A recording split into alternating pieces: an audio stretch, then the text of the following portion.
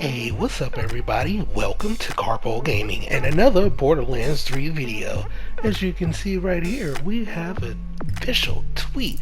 We have a new patch that is coming, and it is a lot that is in here. We have so many changes. We just need to hop right into it. Now, as always, I'll be leaving a link down below so you can check out these lovely patch notes yourself. But hey, man, it is quite a bit. As you can see, today, Borderlands 3 will have a new patch that will go live by 12 p.m. Pacific Standard Time that will focus on some quality of life updates and a ton. And I absolutely mean a ton of a lot more. Let's get started. First off, the legendary firing mode for the Fabricator. The Fabricator now has an alternate firing mode called Legendary that spawns between 1 to 3 legendary weapons for 250 Iridium. You will switch into this alternate firing mode like any other weapon and will see purple effects when firing that Fabricator. Next up, mission rewards available in veteran rewards vending machines. So with this, players can now purchase previously rewarded mission rewards in the veteran rewards machine just outside of Crazy Earl's door on Sanctuary 3. Now as missions are completed, their rewards are added to the pool and can be purchased using Iridium. Next up, legendary gear available also in vending machines. We've also rebalanced vending machines based on community feedback. Vending machines of all types have a small chance of providing legendary gear for purchase. We've also removed uncommon green rarity from the items of the daily pool. Next up, chest and badass rewards adjustments. The quality of rewards found in chests and drop from badass enemies have been subtly buffed. Our goal is to make sure chest feels rewarding and exciting, as players feel properly rewarded for defeating difficult enemies. Next up, dedicated loot pool adjustments. The dedicated loot pool for bosses has been given a dramatic overhaul in hopes of making for a more reliable and satisfying farming experience. Most bosses have 2 pieces of gear assigned to them, though there are exceptions. To reach this goal, we've enabled respawning on the following bosses and reshuffle gear between bosses more evenly. Let's go over them. The Jump Truck Undertaker, my mincemeat, Butt Munch and Truffle Munch, Shiga, Rohir, Rax, Max, Archero, Bloodshire, Moldok the Anointed, Artemis, Apollo, King Babo, King Nasher, Anointed 2, 3, and 4, Azella, and Preston. Next up, the Anointed Pool adjustments. To further improve the farming experience, we've examined the Anointment Pool and determined some weren't engaging the community as we have hoped. So, given the depth of the pool, we have removed the following 21 anointments. Any gear that currently has these anointments will continue to function properly, but gear dropped after this update will no longer roll with these anointments. So we have while airborne, critical damage is increased by 25%, damage is increased by 30%, fire rate is increased by 20%, accuracy and handling increased by 75%, while sliding, damage is increased by 40%, accuracy and handling are increased by 50%, fire rate is increased by 25%, and building up energy that reveals a portion of your shields. Also, while action skill is active, reduce all incoming damage by a small amount. While action skill is active, 250% of health damage is taken and returned to the attacker as shock damage, which is one of my favorites. On action skill in, critical damage is increased by 25% for a short time. On action skill in, create a cyber spike that damages nearby enemies. On action skill in, spawn a healing pool for several seconds. On action skill in, fire rate is increased by 11% and reload speed by 26% for a short time. On action skill in, weapon accuracy and handling are greatly increased for a short time. On action skill in, movement speed is increased by 5% for a short time. On action skill in, 30% of damage taken is returned to the attacker for a short time. And after exiting Iron Bear, you do not consume ammo for 5 seconds, and after using Phase Slam, damage taken is reduced by 20% and move speed is increased by 12%. And after using Phase Grasp, weapon accuracy and handling are greatly increased. A lot of changes right there. Next up, a note on drop rates. Now, a few bosses have had some minor tweaks made to improve their looting experience. but we have left most of the drop rates unchanged. With the thinning of the dedicated loopholes and the removal of 21 anointments, we decided to observe these changes first and then make changes as needed in the future. So next up, stability. They address the reported crash that could occur in the split screen, reduce the number of projectiles that spawn due to damage dealt when using multiple elements on enemies, and limited the number of item projectiles to bounce to 4. So with this, they have adjusted how projectiles from damage events spawn. They found spikes in stability and performance concerns when too many elemental projectiles were spawning during gameplay. This was due to some weapons spawning many more projectiles than game performance recommended. The recursion, carrier, bearcat, ledge sprinkler, and others will see the effects from this change. We will be monitoring how players will be using these weapons for any possible adjustments in the future. Next up, under General, they've included additional supportive link for the Bounty of Blood campaign add-on. Address the reported concern that sometimes causes trophy achievements to remain locked when all named locations were discovered. Retroactively awarded trophies and achievements to players that met these requirements. Address the reported concern where the traitor weed projectile would only appear on the host player. And also address the reported concern where the Vlodov Core Buster grenade mod could damage allies with child grenades spawned after the first explosion.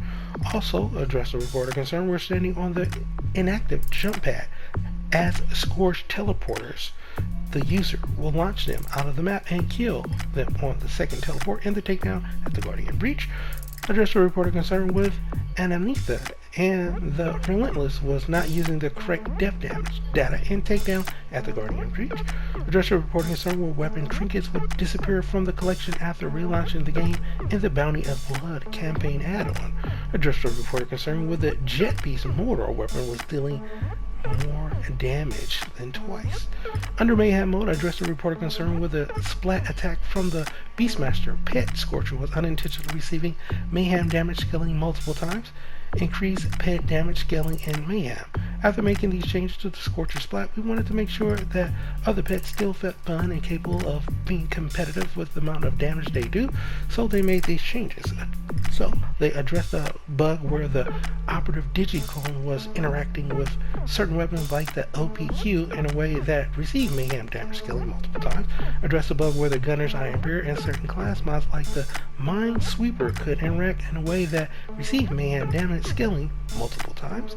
They've also identified a behavior and damage pipeline that created opportunities for certain gear and skill combination to do excessive amount of damage. They determined that they didn't like this, so they addressed these with some minor tweaks. Here we go. Address some concerns that the gunner and operative were experiencing unintentional levels of damage increases with the variety of class mods in Mayhem mode. Address the reported concern with the anointment while an action skill is active constantly trigger novas that deal X amount of damage was incorrectly scaling when players receive Mayhem modifier scaling skill damage. The Siren Ties that bind skill now scales properly with action skill damage, and also addressed the reported concern that the Cosmic Crater legendary artifact did not scale the elemental puddle damage with slam damage in Mayhem. Next up, under character. Players can no longer emote cancel to exploit anarchy stacks. Address reported concern where Flax head count passive did not function, and also address reported concern where the vibration effects from the Flak burst aid augment persist after the action skill ends. Flak pad now uses the correct color when using the spaced out scans for clients. Address reported concern where Flak's normal jabber pet attack command was not functioning correctly. Updated the gunner selfless vengeance skill to scale the duration with each rank invested. Remove the ability for the gunner to skip the boss teleportation action and take down at the Guardian Breach by entering or exiting Iron Bear as the teleport action is being performed. Also addressed the reported concern that the grenade launcher did not deal extra damage when equipped with the stainless steel bear passive ability while using Moses auto bear. Now under FX, address the reported concern where the FX would persist after using the second slam with the Mind Melt artifact effect already active. Address the reported concern where the Mind Melt artifact first person FX only showed on the host player. Under audio, Drunk Williams Idol VO will now have audio during the Blood from a Stone mission. Scourge Depth dialog has now added to the takedown at the Gordian Breach. Under UI, they have optimizations, and they made improvements to the new widget UI. Address the report concern where a placeholder prompt appears when the player drives the vehicle to the level transition in the blast planes in the Bounty of Blood campaign add-on. Updated scroll bar buttons states for Mali. Address a report concern where multiple options within the visual menu had placeholder descriptions. Now for the hotfixes. There are quite a bit as usual. Apply these hotfixes by waiting around at the main menu until you see hotfix applied. These are the hotfixes. The Gunner Anarchy stacks no longer are lost when entering Iron Bear. Address a bug that was causing the Siren's radiation elemental anointment to do less than indicated in the description. Changes that listed damage increases on the Siren personal space to reflect that what is happening in game. Also address the reporter concern that the Beastmaster Rage and Recovery skill was not increasing the healing rate of pets. Address the Siren's ties that bind skills to reflect the damage being dealt in game. Address the concern that players were able to access unintended areas in her blind eyes and take down at the Guardian Breach. Address a stuck spot near the 2 Iridian chests before encountering Adametha the Relentless in the takedown at the Guardian Breach. Address a stuck spot where the iron fails and takedown at the Guardian Breach. Also address the concern that enemies affected by the Siren's Glamour skill were immune to damage and could not be killed by the player. Corrected the Hydra Goins nameplate to show Radiant's Bellic. Address a reporter concern that enemies riding mounts would become permanent allies with the Siren's Glamour skill against the Tail Zapper in the Bounty of Blood add-on.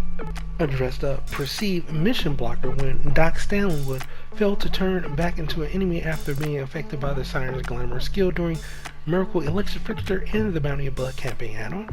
Addressed a perceived mission blocker when a Sophie Steve would fail to turn back into an enemy after being affected by the Siren's Glamour skill during Dirty Deeds in the Bounty of Blood campaign add-on. And last but not least, ladies and gentlemen, addressed the concern that Rose would stay in the room before reaching the Quartermaster's boss area in the Bounty of Blood campaign add-on. I told you, ladies and gentlemen, it was a lot in this update. So boom, there you have it.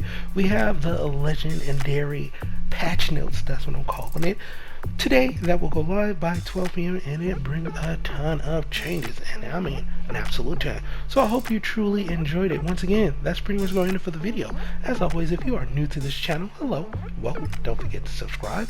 But if you really want to help out this channel in the video and help this community grow, you can do so by liking the video if you indeed like this video and leaving a comment down below. I upload daily videos and I answer all your questions. So if you have any of them, just go ahead and hit me up and I'll get to you back as soon as possible. Hope you and your family's having a wonderful day, and as always, I'll be seeing y'all in the next one. Later.